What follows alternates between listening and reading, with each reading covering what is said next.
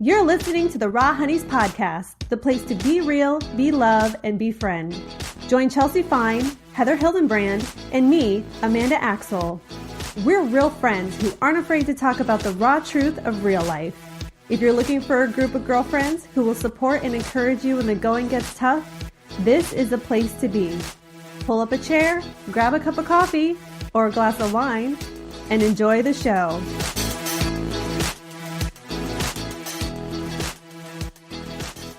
Hello, honeys. Amanda Axel here, and I am with Heather Hildenbrand. Hey. Chelsea Fine could not be with us today, but Heather and I are so excited because we want to talk about friendship and television. That's right. So if you're a regular listener of the show, then you know I learned a lot about friendship from watching TV, particularly Sex and the City. So Heather and I thought it would be so great to talk about some of our favorite examples of friendship on television. All right. So Heather, are you a big TV watcher in general? I used to be. I watched TV as a kid. I watched TV as a young person. I watched TV as a new mom. And then somewhere along the way, I'd say, I don't know, 7, 8 years ago, something like that, I realized that was kind of like all I was doing was as soon as my kids went to bed, I was just sitting in front of the TV for hours until I also went to bed. And I don't know, I got tired of it or I wanted other interests. So I kind of made a deal with myself and I kind of stopped watching TV for a while, like years. And now I do watch a little. It's pretty limited. I have to really love a show to be watching it because I've just built other stuff into my life now sitting in front of the TV for more than like an hour or two, I'm like, ooh, I should be doing something else. So yeah. Nowadays, I do watch TV. I love TV. I love visual storytelling. So much respect for it. I definitely am a huge fan of if it's a great show, I'll be like, who wrote this? I'm like, this is amazing. Yeah. And I have just much respect for that.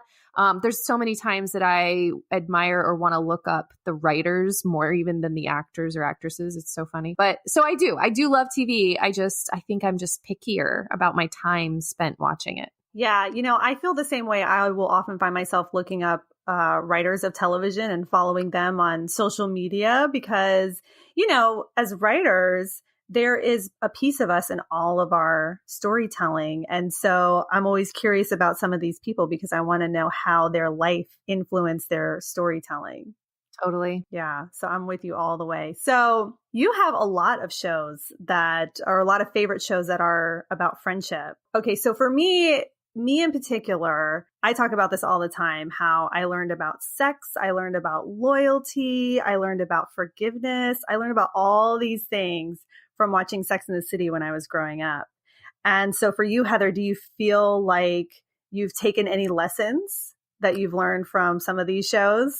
Yeah, I mean, for sure, because I think it can be a good mirror. I think way back then when I was watching a lot of TV and there was my favorite show, I think back to each period of my life and like what my favorite shows were during that time. And it's actually really interesting because the first thing I thought of when you said that was 7 and 8 years ago when I was watching a lot of TV. One of my favorite shows at the time was Desperate Housewives. Mm-hmm. That's when it was like really big, right? Or maybe that show. Was that 7 or 8 or was it like 10? I don't know. It was, I don't remember. I feel like this is dating me now. That show's old now, which is weird. It feels relevant still. It was a great show. It was a great show. And it was a great show about the intricacies of relationships and how, because my personality is that I take stuff at face value. I take people at face value too. I don't really like to spend time figuring out if you're telling me the truth. Mm-hmm. It doesn't usually dawn on me that you're not I mean, it just, mm-hmm. It's not that I'm trusting. I think I just don't want to take the time out to like decipher it. Yeah. And Desperate Housewives, I mean, people were stabbing each other in the back everywhere and just, it was really kind of dysfunctional as far as friendship and relationships went. But it was interesting because it made me kind of subconsciously for a long time and then finally consciously realize that was happening in a lot of my own friendships at the time. Wow. And if you've been listening to the show from the beginning, then you know by now that I did a sort of friendship clean out of my life at one point. And it was kind of shortly after that period where I started to really notice. And I think I had to really learn and see like from the outside what a toxic friendship looked like, even though it was fictionalized, to recognize it in my own life. So from that, I learned a lot, you know? That's really helpful. Yeah. So I hate to say I learned the bad. I learned what not to do, but I think I needed to see that at the time. Yeah. And I learned from Sex and the City because I learned vicariously through you. Oh my God, it's so true. It's everywhere now. You're just spreading it, you know? Hey, I want to spread it so bad. That sounded really sexual. I meant it too. Why not? I guess, you know, that's the mood Sex and the City puts me into. I learned that from Samantha Jones. Didn't we all? Right? At least that was a good example of friendship. I love that was like a positive portrayal, because I just don't think we had enough, especially when it was on the air. We did not, in my opinion, we did not have enough positive portrayals of female friendships at that point. That's so true. I think a lot of times women in the media can be portrayed as catty, you know, and always trying to get one over on the other. Yeah. And we need to stop that. So that's why we wanted to talk about these really great examples of friendship, because we need women to support each other and lift each other up. Totally.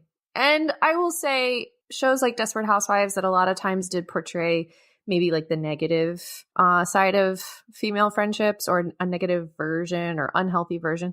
I mean, that's still helpful. I don't think we should not have those, because like for me, seeing it was still helpful to me. Mm-hmm. It still grew me in a lot of ways. So I do think we need that. But I also just really want to celebrate that there's more of a balance now than there ever was in that portrayal of the positive versus the negative, and what does healthy look like. Because it's one thing to see what unhealthy looks like, and that was cool, and I could, you know, make some growth decisions based on that. Right. But that, you know, still left me with learning what a healthy one looked like. Still, knowing unhealthy doesn't mean you automatically know healthy, you know? That's true. You know, I think it's funny because a lot of us grew up with people telling us that TV will rot your brain. Did anyone ever say that to you when you were younger? Yes. Oh, totally. We didn't even have cable. My dad always threatened to throw the TV away when he thought that we had been watching it for too long because of that. Oh my God, that's awful. I never was threatened. Is that like the worst thing you can think of happening? Oh, it's not the worst, but it's up there. Well, I think TV is so well done these days that I don't think that that's true at all. And you'll hear a lot of like self-help people talk about watch less TV. And I agree. We should not be spending all of our time watching television. Like Heather has made a conscious decision to fill her time with other meaningful things. But there is a lot to be gained from watching television. There are a lot of lessons to be learned. I know for me in particular, I learn a lot from shows and documentaries. I don't know why. It just resonates with me differently. So it's, you know, what? Are you a visual learner? So I'm primarily an auditory learner, but I think the combination of audio and visual, which is how I taught myself to play the piano, I think that is my strongest like learning combination. So I'm sure that has something to do with it for sure. Yeah, because I think where it had gotten to for me and why I stopped watching so much TV is because I'm not the kind of person who normally can take lessons from it. Like I told that story about Desperate Housewives, but in general, I couldn't tell you that I'd ever consciously gotten a lesson or growth out of watching a television show. And I think there's a lot of people who use TV to check out. Yeah. And when you're using it to check out and sort of numb yourself or whatever, then I don't think TV is a good idea. But you're not doing that. You know, you're doing something different with it. You're just being really conscious about it. And that's kind of cool. Like then it's a really cool thing to do, to watch TV. Yeah. So why don't we talk about some of our favorite shows that are great examples of good girlfriends? Yes. I feel like our current favorite is both of ours. Like we share this favorite. Yeah. Do you know what I'm talking about? I don't know. I guess I don't. I think our current shared favorite about Friends is because we aspire to be them when we get older. Oh, yes. Okay. I'm with you now. I got you now. So Grace and Frankie is probably my top. Oh my God. Every time we watch it, and actually, because we haven't watched a lot of TV together, but we've watched this show together. Mm-hmm. And every time we watch it or even talk about it, we're both like, oh my God, I want to be them when we get older. Oh my gosh. That show is not just inspiring from a friendship perspective, but for an aging perspective. Totally. Like, I have become so much more comfortable with getting older because of Jane Fonda and Lily Tomlin. Yeah. And those characters. Yeah. And they're friends in real life. I've watched their interviews together and they're so cute. Oh my gosh. And I don't know. They don't talk about, they don't go into all of the like bumps in the road, but I'm sure there have been. And so for them on a practical level, for me to know that a friendship can survive that long, it's like inspiring and it's motivating and it's like, it's just beautiful. It's just really cool. And the show is fucking hilarious. And oh my God, I just want my life to be half as cool as theirs, I know. Oh my God. They're like designing vibrators at 70 years old. Right? They're like entrepreneurs and creatives, and Lily Tomlin's an artist. And oh my God, you are definitely Grace, 100%. Like I am. I'm not like we will be them. You already are headed that way for sure because you are Grace. Like drinking your martinis, still wearing high heels around the house. Oh my gosh. It's funny because I'm actually hoping that by the time I reach that age, I'm going to be more like Frankie. I know you keep saying that. I keep saying that. I can't. I mean, I hope you are too. It's kind of a personal goal of mine to. Well, maybe I'll be like a combo. Yeah. Because I see myself, like this is what I always say. I say that I'm going to hang out in the kitchen and cook all the food, and then everybody in the house can come and share the gossip with me. And that's, it's kind of like being a bartender. I basically plan to be an old bartender in a huge house with all my friends. Yeah. I think I want to be there. Heather's going to be in the hammock. Yeah. Probably high. Yeah, probably high. Probably doing like a Frankie, like wah, wah, wah, wah. Oh my God. When Frankie gets high, it's so fun. It's so funny. Like, I don't know. She's just hilarious. It is so funny. But what's interesting about that show is like their friendship stemmed from this trauma that they experienced together when their husbands left them for each other. Mm-hmm. I hope that makes sense. Which we're not spoiling. It's not spoiling. That's the hook of the show, guys. Yeah. You will see that in the first few minutes of episode 1. So we're not spoiling. So they are not friends in the beginning. They actually don't really like each other off the bat. But have you ever had a friendship start like that in real life? Oh yeah, it's so funny because one of my best friends ever from California, when we were kids, like I did not like her. Like, and she is that the girl you told me about that? Like, did she date somebody? Yeah, something like that. Oh man, yeah. She. Oh, I was so mad when she showed up at my ex-boyfriend's house and he called me. He's like, "Hey, do you know this girl?" And I was like, "Oh my God. That skinny bitch is not trying to hook up with my boyfriend." I'm like 13 years old. Okay. This is the attitude I had. And it was so funny because like, I don't know, like it was so weird. And she thought I was a witch or something. That's what she told me. Oh my God. That's awesome. So we were not friends right away, but it was weird because she ended up, I think she dated him for a little bit and then they broke up, or maybe they didn't hook up. I can't remember, but she got my phone number. She like found my phone number and she called me one day. And then like after that, we just became like best friends, and it's been over 20 years and like, we're still in touch. I still see her when I go out to the West Coast, and like, she's one of those people I know that I knew in a past life. Like our friendship is so eternal that way. So, that's so funny. And yet you were brought together under those circumstances, but it's like you were obviously meant to connect as friends. Yeah. That's such a great story. I know. What about you? Did you ever have an experience like that? I did. I mean, I'm not in touch with them anymore. It was in middle school. Mm-hmm. It was the first day. So in 6th grade, I went to private school. Mm-hmm. And then it was just expensive, obviously, and so my parents, after that year, they couldn't afford it anymore. And so I went back to public school, and it was a really rough transition because all of my other friends had gone and started 6th grade together and kind of were, I don't know, like bonded as the low men on the totem pole, I guess, and so here I come in 7th grade. Everybody knows everybody already. Like all the cliques are formed, I missed all that. And so I was on the bus. It's like the first or second day of school. And this girl starts like bullying me. And very clearly she was the top dog, right? Like she was the alpha chick of our grade. And I didn't even know how like the caste system works, I mean, I missed it all. You don't have that in elementary school, and so I didn't know anything, and I just like mouthed off back to her. I cannot remember what I said. I wish I could, but I basically just told her like, yeah, okay, and your mom too, or whatever, like I talked shit back to her. Yeah. And I just remember all my couple of little friends that I had sitting around me were like, oh, do you know who you're talking to? Oh my God, she's going to kill you.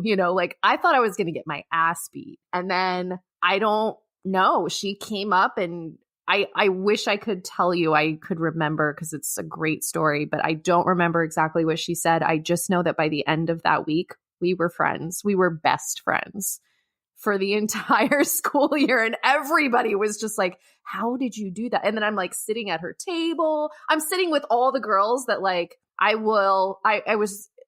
would have killed me. Like I was like, okay, don't piss these people off. Cool. I'm in, like they were just all the tough girls, And so I was like, I'm like sitting there eating lunch with them. Like, how the fuck did I end up here? This is awesome. Like, don't say anything, Heather.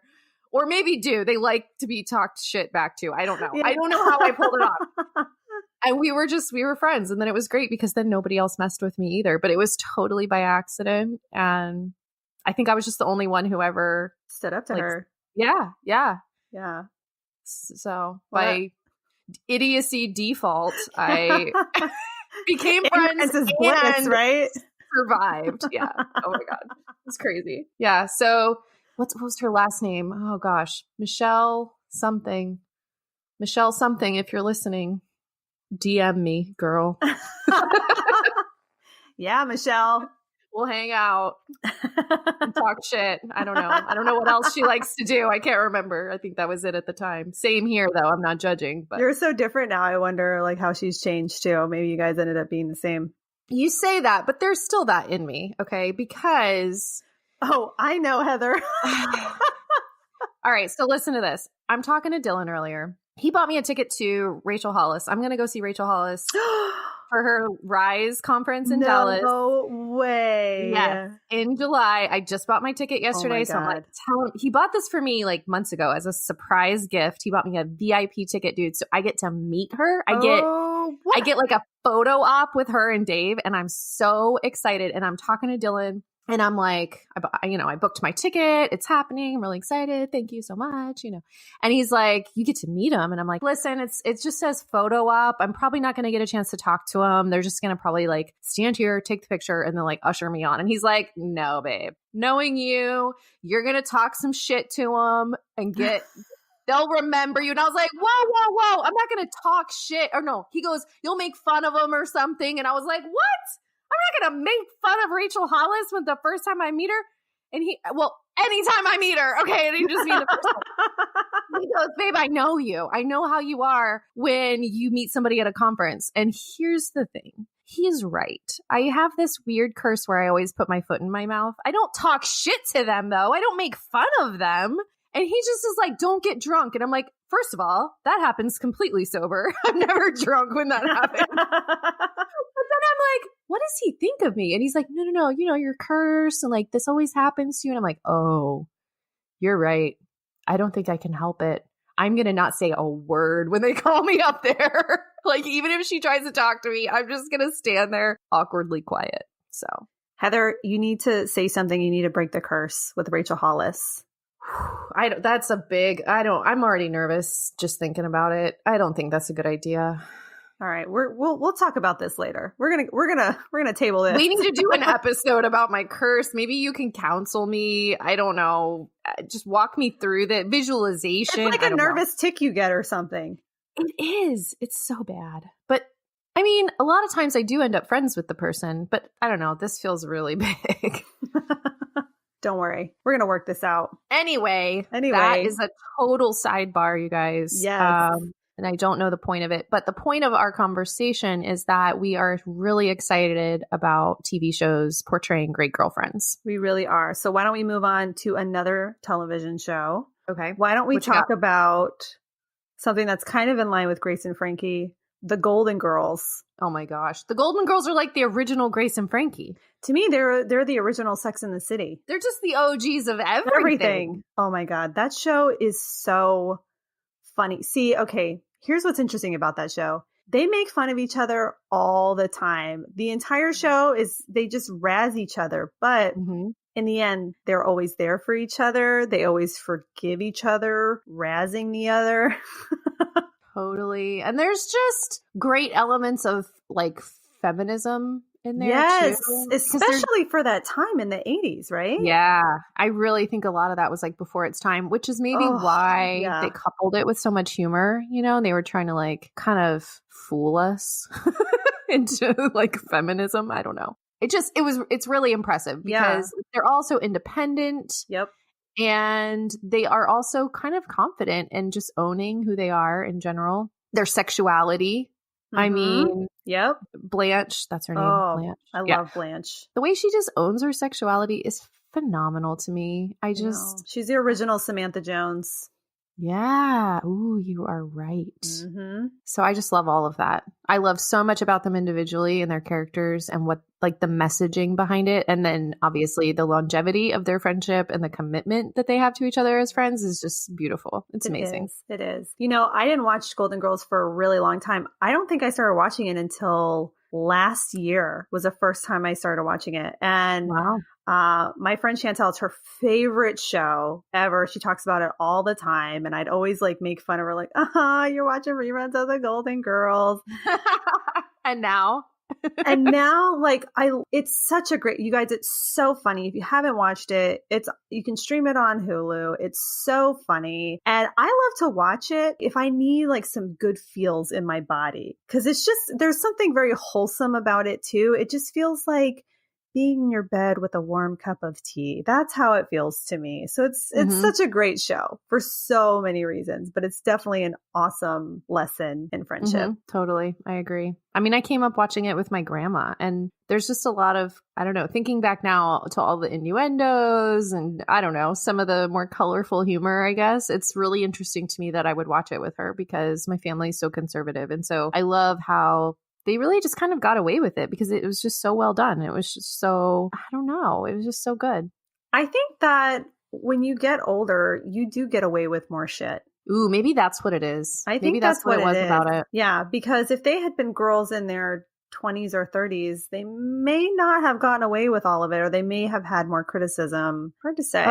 You're probably right. I hate to think that, but you're probably right. Because if I thought about Blanche as like a 20-year-old saying all of those innuendos, she would have just got labeled a slut or something. That's terrible. Yeah. Guys, TV land, get it together. What am I saying? Culture, get it together. Why, if she's 20, she's a slut? But if she's a senior, everybody's like, oh, it's just so funny and cute. I mean, come on. Yes. Anyway, that's a rabbit hole. That's a rant. That is a rant for another day. I don't know why I say that. I rant on every episode now, I feel like. Guys, that's just me. That's what you came for. You're welcome. Right. Oh, we love your rants, Heather. They're good. They get people, but they get us riled up. I feel like me getting on a soapbox is the same as you mentioning Sex and the City in every episode we do. No. Like, it's just gonna happen in passing. Just don't worry it's inevitable. It's inevitable. Yeah. Well, I have a lot to say. That's why we started a podcast. So it's so true. And I just wanted the whole world to know that I was the biggest Sex and the City fan on the planet. That's why I started this podcast. Real talk, guys. This is it. This is why. That's actually not why, but it is a bonus. It's a bonus. Fantastic. Okay, moving on. Well, let's talk about Sex and the City. Oh, let's talk about it. Oh my gosh. How much time do we have? Are you tearing up? No. But okay. All right. I did not understand friendship loyalty until I watched this show. And I think it's just because like growing up, my mom didn't have a lot of girlfriends. So I didn't get to see a lot of examples of close, female friendships in adulthood. And I was fascinated, but both terrified of Sex in the City and what it portrayed as a young person. Like the idea of being a single woman in the city, like scared the bejesus out of me. And as I got older, I was like, oh my God, I want that life so bad. I missed my chance. And then you went to New York for the first time recently, and you just didn't even want to leave. Oh my God. Yes. I thought New York was going to be so overwhelming and that I wasn't going to fit in, that I was just a suburban girl. And, but yeah, man, oh my God, New York is amazing. Like I felt so good about myself there, actually. Energy. Oh my gosh. It was so good. So the next time I didn't get to see Carrie's Brownstone when I went, but I'm definitely going to see it next time for sure. Oh my God, the life lessons I learned from Sex and the City. Like I could literally write a whole book about it. You know what I really want to do? I would like to write Sex and the City as a novel. Will someone give me a book deal for that? You don't want to just write like all the things Sex and the City taught me. A fan's love letter to Sex and the City. Oh, yeah. Okay. Both of those. Do both of those. I want to do all of them. You should write the novel version, and then you should write, you know how they sometimes do like a commentary version of the show? You should also do that, or like a commentary version of your own book. Yeah. Yeah, just do it all. I should do it. I know there actually is a great book that came out recently called Sex and the City and Us. And it's a behind the scenes look of how the show came to be and how it affected culture at that time. That was a really wonderful book. But I want to get in on this because you guys, honestly, I just want to write Sex in the City in the sense that like I want to bring more of that energy to books and television. That's actually why I got into writing. So if you read any of my books, there's definitely like a Sex in the City influence for sure. So like the ways that it's inspired me as a human are just like, it's just countless examples. But yes, if you haven't watched Sex in the City yet, what are you waiting for? Okay. Like also, you should know we're not getting paid to endorse this show right now. I just want everyone to know. That is true. Yeah. Yes. I mean, we aren't opposed to the idea. Right. Network people. But we are not at this moment getting paid to endorse it. Amanda just fucking loves it. So if you haven't watched it, you should watch it, because otherwise, what are you even going to talk about when you meet Amanda someday? I mean, really. I know. Yes. And if you're as big of a Sex and the City fan as I am, then please message me on Instagram at Amanda Axel. I want to talk to you. Because no, seriously, there is nothing better than exchanging Sex and the City lines with another human being. I mean, seriously. It just gets you going. Yeah, it's more exciting than one of Samantha Jones's orgasms. Holy shit. Yeah. That's pretty exciting. I know. Okay, speaking of lines, can I change the subject? Yeah. Are you okay with that a little bit? Let's go. Let's move on. Okay, another one of your loves. I know this for a fact too. Grey's Anatomy. Oh, yeah. The friendship. Oh my gosh. There is, because speaking of lines, the whole thing in there, Meredith and Christina are like, you're my person. That's the thing. You're my person. And if you've ever watched the show, I mean, I can't remember the exact lines now, of course, I'm blanking. But like, that's their dynamic is, you're the person I will call to bury a body. You're the person I will call when I need to drink after a day. You're the person I will call when I just need a person. You're my person. And I just remember that and loved it ever since. And you and I have said this to each other before, where I'm like, you're my person. And that's all you need to know. It encompasses everything. Their friendship was fucking beautiful, dude. Like their friendship is awesome. It was, because it was ride or die. And that's the kind of friendships that we want to encourage. Now, these friendships can't happen between every single person. But when you find it, man, like have the courage to be there for someone so that they can muster the courage to be there for you too, just like that, and be your person. It's a reciprocal thing. Do you know how rare it is anymore to have people in your life that you feel that unconditional, like they'll just show up for you no matter what forever? Right. That safety, no judgment or temporary judgment. perfect, okay? Well-meaning judgment with love. Right. You know? Yeah. Right. The loving kind. Yeah. I mean, I think a lot of our listeners would agree that that kind of commitment it's just rare anymore, I feel like. And not just in friendships, but in family, in people's lives in general. That is a rare find, just to have that unconditional acceptance anymore. And I know this because I didn't always have it. And I feel like I first found it with you. I'm going to get sappy for a second. I know. And I love you. Normally don't get sappy, you guys. So write this down. But I really did. And I've told you that before, that you were the first person that made me feel safe. And that safety came from this unconditional acceptance that I know that no matter what, you are just always going to love me. There is nothing I could do to mess that up. And before that, I didn't have that. I didn't feel like I had that with family or friends. And so, when I see it portrayed like that in TV, it's really cool. So Grey's Anatomy. So I take it back, because Desperate Housewives and Grey's Anatomy were kind of my thing at the same time. So I was actually seeing a good example. But Grey's Anatomy, she has so much like trauma and stuff in her past too. So it was just kind of heavy and dark as well, I think. But in the middle of that, there was that bright spot. You know what I love about their friendship is I feel like Christina and Meredith were the two women in that group the least likely to build any kind of deep friendship, because they're so competitive. They're dark and twisty, right? So I like that. Yeah. I love the unlikely pairing. I love it. Yeah. But they bonded over that. Yeah. And it was funny too, because I feel like they just kind of declared it. You know what I mean? Like they just said, okay, you're my person. You're my person. Okay, we're going to be each other's person. Like they agreed on it. And it's so true, because like even we've done that with Chelsea and some of our other friends, where it's like, okay, we're a thing now. Right. Totally. We've decided. And then you fall into place, when you make that affirmation. Yeah. So sometimes it's just that simple.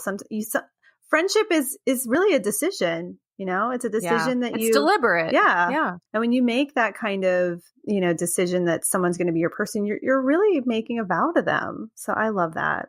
And as far as we're concerned, Heather, you just have Sex and the City to thank for that. Well, right. That's why I said it's vicarious. I get all the benefits of Sex and the City. So Heather, do you have any final thoughts for our honeys out there? Well, I know we probably left a lot of TV shows unmentioned, and it's not because they didn't impact us. It was basically because we would just be here for hours. So if you have a favorite TV show that we didn't mention that you want to shout out, you can find us on social media. You can join our Facebook group, The Raw Honeys, and you can let us know, because we really want to hear about other dynamic friendships that we missed out on being able to talk about today. And we really just like dissecting them or laughing and just enjoying them with you guys. So let us know that. And I would just say, I really love what we talked about earlier in the episode about how I think intention is everything. And I know we're just talking about TV shows and it's just light and fun and whatever, but like, even with that, you can have an intention of picking up on or growing from whatever is being portrayed to you. And here's the thing, even when you're not intentional about it, it's still happening. I'm going to go conspiracy theory on you for a second, but messaging is happening and it matters what you're putting into your brain, especially visually, because it's just so powerful. So if you're looking around your life and you don't see as many or any really healthy, strong, awesome female friendships, maybe you're like me, where you were able to identify the not so healthy ones, but you're not necessarily able to pivot from there and build great ones. So maybe some of these shows are a great place to start, because I mean, it's almost like research at this point, right? And figuring out where to go from here. So you can always check these out with intention and go, okay, what does healthy look like? Because that is something that some people have to learn. I had to learn it, and there's no shame in that. So I would encourage you to do that. And then if you want to talk more about it, you can just reach out to us. We're always happy. We started this podcast to promote female friendship, the good kind, the ride or die kind. So yes, we always want to talk to you guys more about that. So please keep the conversation going and know that we are here for you. I'm definitely going to be posting on our social media with all the other shows that I love about friendship, because literally, you guys, we have a list. We had to stop listing shows because we're like, there's no way we can cover all these shows. Like, we only got to cover, I think, 4 of them in our list of like 20 or something like right. that. And yeah, we definitely want to hear from you. I really want to hear from you if there's any, show or book or something that I'm not thinking of that has really, inspired your friendship style. And I think it's interesting that we can get inspiration and education from anywhere, even something that's considered, a silly television show, can be so educational for us. So anyway, yeah, exactly to Heather's point, that the reason we started this show was to inspire and encourage ride or die friendships. So, reach out to your best girlfriend and grab a bottle of wine and watch a show together. All right, honeys, that's it for today. We hope you enjoyed our list of television shows. So reach out to us on social media, Instagram, Facebook, our Facebook group, The Raw Honeys, and we will see you next time. Bye. Bye. We hope you enjoyed today's episode of the Raw Honeys podcast. If so, please share it with a friend or post a review. Heather, Chelsea, and I would love to connect with you. Check us out on Instagram at The Raw Honeys, or join our community of honeys on Facebook. Thanks for listening. We wish you nothing but big love.